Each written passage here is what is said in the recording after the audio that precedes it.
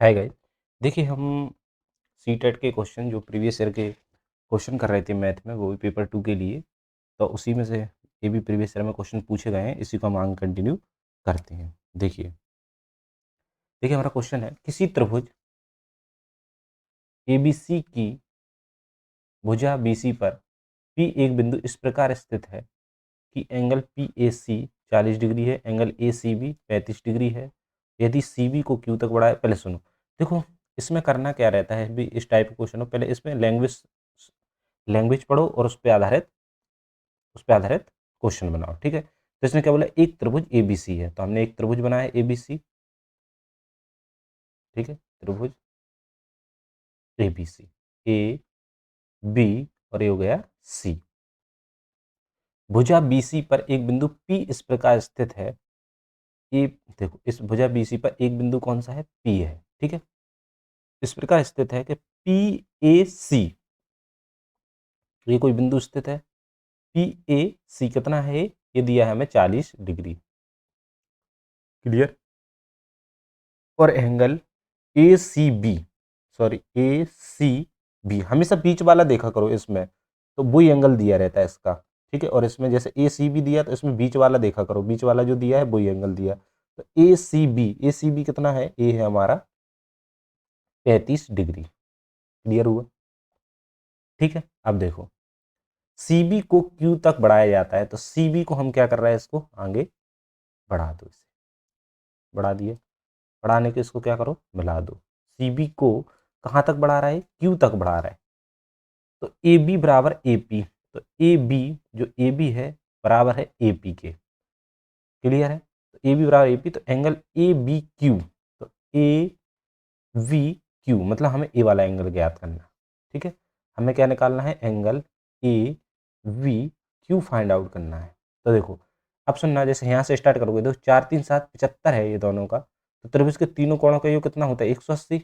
जब ये 75 है तो 180 में से क्या घटाओगे, 75, तो कितना बचेगा 5, तो 0 1 5, तो यहाँ कितना आ गया 10, 4 3 7 75, 105 आ गया, ये कितना आ गया 105, क्लियर हुआ। 105 यहाँ आया, देखो ये क्या होता है, ये वाला कोण, ये वाला कोण होता है बाहरी, इस देखो बाहरी कोण अंदर के दो कोणों के योग के बराबर होता है, तो ये हो जाएगा हमारा 75, ये वाला हो जाएगा हमारा 75 डिग्री, ठीक है। इसकी जस्ट सामने वाला 75 है, तो इसकी भुजा के जब दो भुजाएं बराबर है, तो ये भुजा के एक भुजा के सामने वाला कोण 75 है, तो दूसरी भुजा के जस्ट सामने वाला कोण भी क्या हो जाएगा 75, तो ये कितना हो गया 75 75 150, तो ये कितना बचा हमारा 30 डिग्री बचा, 30 डिग्री बचा। तो ए भी देखो बाहरी कोण है, तो बाहरी कोण क्या होता है, त्रिभुज के अंदर के दो कोणों के योग के बराबर होता है, तो 30 और 75 कितना हो जाएगा 105 डिग्री, तो इसका आंसर कितना आ जाएगा 105 डिग्री आ जाएगा आंसर, ठीक है। देखिए आगे बढ़ते हैं। किसी लंबवृत्तीय वेतन का, सॉरी वेतन नहीं बेलन, किसी लंबवृत्तीय वेलन का आयतन हमें इतना दिया गया है, इसके आधार की प्रति इतनी दी गई है, इस बेलन का वक्रपृष्ठीय क्षेत्रफल ज्ञात करो। इसका वक्रपृष्ठीय क्षेत्रफल क्या होगा, तो सबसे पहले क्या करेंगे, देखो परिधि, परिधि हमें क्या दी है इन्हें 2 पाई आर 110 सेंटीमीटर है। तो हम यहाँ से देखो 2 इंटू 22/7 इंटू आर 110, यहाँ आर का मान निकालेंगे तो कितना आएगा 110 इंटू 7/22 गुणा 2, तो 11 दूनी 22, 2 पंचे 10, 5 सत्ते तो 35/2, आर का मान कितना आ गया 35/2, यहाँ आर का मान निकल आया, तो आर का मान कितना आया 35/2 आर का मान आया, क्लियर है। अब इसके बाद क्या करेंगे, देखो और बेलन का आयतन कितना है, तो बेलन का आयतन है, आयतन क्या होता है बेलन का आयतन, पाई आर स्क्वायर एच, कितना है इसका 38,500, ये आयतन है, ठीक है। यहाँ से देखो पाई का मान पता है हमें 22/7 इंटू आर कितना दिया है 35/2 इंटू 35/2, हमें क्या है इसका मान निकालना, एच का मान निकालना, तो 385 बराबर 0, तो यहाँ एच का मान कैसे निकालोगे, एच को यहीं रखो 38,500 इंटू सबको पलट के यहाँ गुणा कर दोगे 7/22 इंटू 2/35 इंटू 2/35, क्लियर है। कट गया, देखो 2 से ए कट जाएगा कितनी बार, 11 बार, ठीक है। ये 7 से कट जाएगा कितनी बार, 7 पंजे 35, क्लियर है। अब देखो 5 से इसको काटो, 5 सत्ते 35, 5 सत्ते 35, फिर कितना बचा ये 3, 5 सत्ते 35, तो 1700 कट गया। 1700 से 11 जाएगा तो कितने जाएगा, 700, तो ये हो गया हमारा 700, क्लियर है। अब ये क्या होगा, देखो 35 दूनी 70, तो 20 बचा। अब 20 गुणा 2, तो एच का मान आ जाएगा 20 गुणा 2, मतलब एच का मान आ जाएगा 40, ठीक है। एच का मान 40 आ गया, आर का मान कितना है 35/2। तो अब हमें क्या निकालना है, बेलन का वक्रपृष्ठ। तो बेलन का वक्रपृष्ठ क्या होता है, 2πRh, ये बेलन का वक्रपृष्ठ होता है। तो 2 इंटू 22/7 इंटू आर का मान कितना है 35/2 इंटू एच का मान कितना है 40, ठीक है। तो 7 पंजे 35, ठीक है, ये हो गया। और अब क्या करोगे, 2 से 2 काट दो, कितना आया जी, 5 दूनी 10, 5 दूनी 10 और 11 इंटू 40, तो 110 इंटू 40 मतलब 4400, बस ये इसका आंसर आ गया। तो ये क्या है, क्षेत्रफल 4400 मतलब सेंटीमीटर स्क्वायर, कहीं आ रहा, इसका आंसर ये हो गया, ठीक। नेक्स्ट क्वेश्चन पे आते हैं, देखिए एक बगीचे में 30 रुपए प्रति मीटर स्क्वायर की दर से घास की कालीन बिछाने की लागत इतनी है, 30 रुपए प्रति मीटर स्क्वायर, ठीक है। 1 रुपए प्रति मीटर स्क्वायर कितना हो जाएगा, 30 का भाग दे दो, 1 0 से 8, 3 6 18, तो ये कितना हो गया 6000, ठीक है। ये हमारा क्या निकला, एरिया तो निकला, एरिया निकला ये। तो ये क्या करा, लंबाई और चौड़ाई, इसकी लंबाई और चौड़ाई कितनी है, तो इसकी लंबाई चौड़ाई है, जैसे हमने इसका अनुपात दिया है लंबाई और चौड़ाई का, तो हमने इसका अनुपात मान लिया 5x और 3x है। तो ये कितना हो जाएगा, 5 तिया 15x स्क्वायर, तो एक्स स्क्वायर बराबर कितना हो जाएगा, इसका मल्टीप्लाई करोगे ना इसके बराबर में आएगा, तो ये कितना हो जाएगा, 15 नीचे आएगा, 15 चौको 60, तो एक्स स्क्वायर बराबर हो जाएगा 400। एक्स का मान कितना आ जाएगा, एक्स का मान आएगा 20, यहाँ से एक्स का निकला है। तो ये कितने निकलेंगी, भुजाओं का अनुपात लंबाई और चौड़ाई, तो लंबाई निकलेगी 5 गुणा 20, मतलब 5 दूनी 100, और बी कितनी निकलेगी 3 गुणा 20 मतलब 60, क्लियर है। अब क्या करेंगे, देखो इसका क्या करना है हमें, परिमाप। तो क्या होगा, आयत का परिमाप कितना हो जाएगा, थोड़े चौड़ाई बगीचे का, देखो तो इसका परिमाप क्या हो जाएगा 2l+v, तो 2l कितना है 100 +60, तो ये हो जाएगा 160 गुणा 2।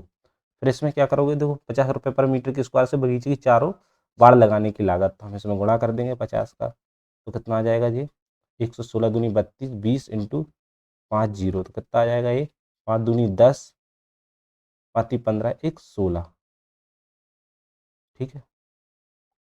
1 जीरो ए है, 1 जीरो ए है, तो आ जाएगा हमारा 16,000 रुपये, क्लियर है। नेक्स्ट क्वेश्चन पे आते हैं, देखिए अब हमारा एक क्वेश्चन है, रेखाखंड ए बी और सी डी एक दूसरे को बिंदु ओ पर समद्विभाजित करते हैं। एक रेखाखंड है ए बी और सी डी एक दूसरे को ओ पर समद्विभाजित करते हैं, ए सी और बी डी मिलाकर त्रिभुज ए ओ सी और त्रिभुज बी ओ डी बनाइए, कौन सा कथन सही है, हमको इसमें ए बताना है, ठीक है। तो देखो इसमें होता क्या है, इसमें हमें पहले ये क्या बोला इनने, ए बी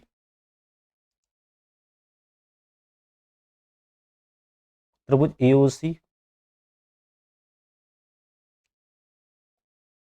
ए ओ, वही हो गया सी, यहाँ से एक और जाएगा त्रिभुज बी ओ डी, एक दूसरे को, तो ए बोला ऊपर समद्वि विभाजित करते एक दूसरे को, ऊपर काट रहा है, ठीक है।